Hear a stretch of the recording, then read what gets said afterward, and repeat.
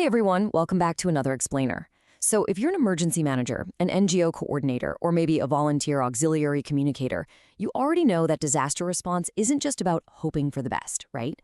It's about rigorously testing your capabilities way before the worst actually happens.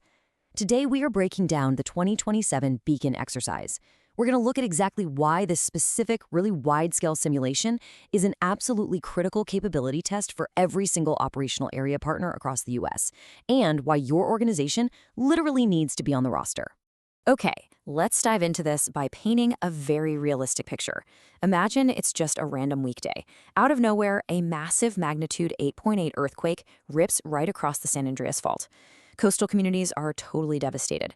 You immediately reach for your phone to coordinate your agency's response, but your call just won't go through. Now, the network hasn't completely vaporized into thin air like in some Hollywood movie, but the cell towers are badly damaged, the power is completely out, and you've got millions of panicked people overloading the system all at once. The networks are severely degraded and incredibly spotty. So, how does your organization communicate now? Well, that is the exact problem Beacon sets out to solve. Here is a quick roadmap for today's explainer. We've got 1, the magnitude 8.8 scenario, 2, PACE, planning for disruption, 3, beyond just radio skills, 4, real tools, real decisions, and 5, success story, food security. All right, jumping right into section 1, the magnitude 8.8 scenario. When this simulated earthquake actually strikes on April 29, 2027, there's a really important distinction we need to make about the infrastructure. The exercise specifically assumes primary voice networks are unreliable, and that's due to localized damage, network overload, and massive power outages. It's about degraded communications, not the total apocalypse. And, this is a really crucial, realistic nuance. We aren't testing a complete grid collapse where we're suddenly thrown back to the Stone Age. Actually, we're testing the extremely frustrating, chaotic reality of systems working intermittently and the challenge of navigating that bottleneck to get help exactly where it's needed most.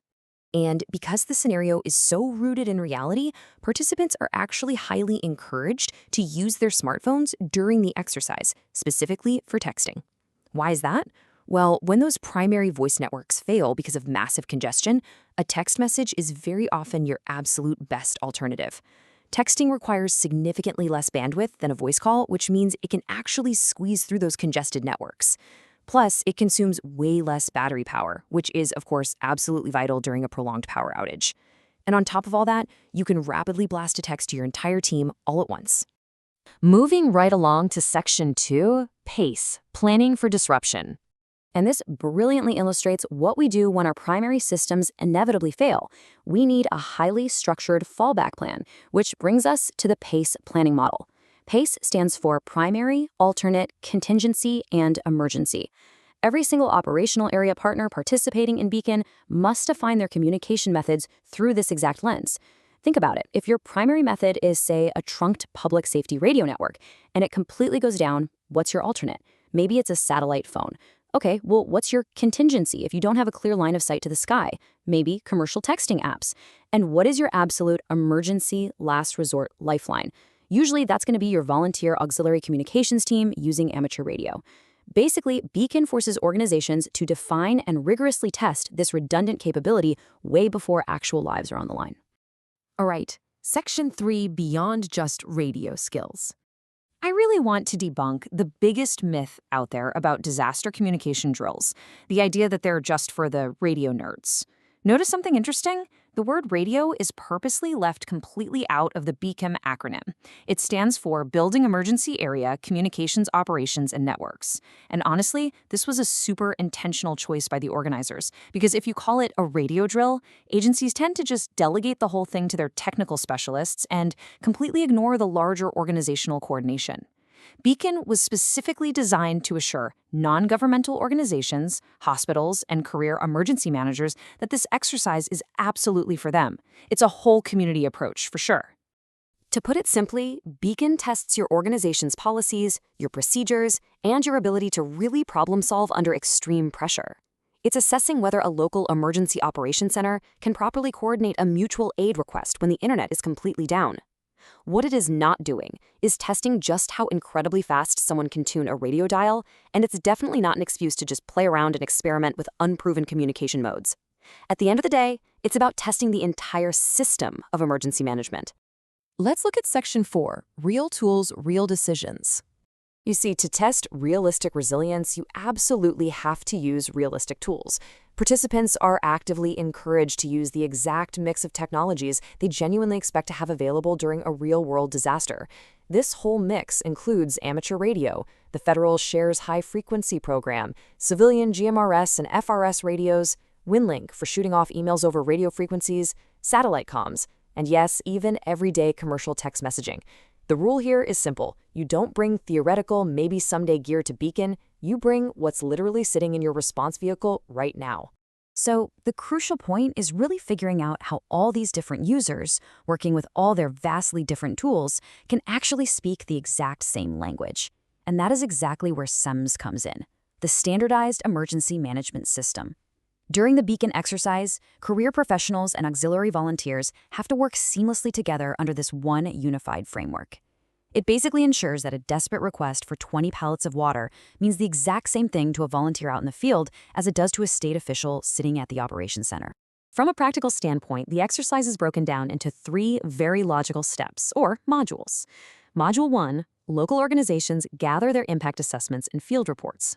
Module 2, based on those specific reports, emergency managers step in to formally request mutual aid through the chain of command, relying entirely on those degraded comms. And finally, Module 3, they have to maintain a common operating picture by constantly updating the status of those resources as the simulation progresses. It's brilliant because the information just flows logically from local distress right on up to formal state-level requests. And finally, Section 5, Success Story, Food Security.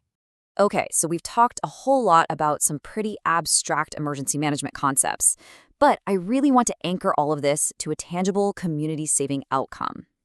The Food for People Pantry Network up in Humboldt County serves as just an incredible case study for this. They partnered directly with their local emergency managers and successfully used auxiliary communications during the beacon exercise to simulate routing emergency food to desperate, totally cut-off communities. The local pantries submitted field reports about their operational status and what resources they desperately needed, and that critical info was relayed via ham radio, text, and email directly straight to the County Emergency Operations Center. This incredible setup allowed the food pantries to practice their response specifically during the absolutely critical 24 to 72 hours immediately following a major disaster. Think about it. That 24 to 72-hour window is exactly when traditional communication systems are most likely to be completely 100% disrupted. And yet, tragically, it's also the exact moment when vulnerable citizens are in the most dire need of emergency food and water. Now, what's really interesting about this is the core truth it reveals. Passing a formal message or logging a resource request over a radio, it isn't just a technical drill to check off a box on a clipboard. It is the literal, physical lifeline for deploying shelter, water, and food directly to your community.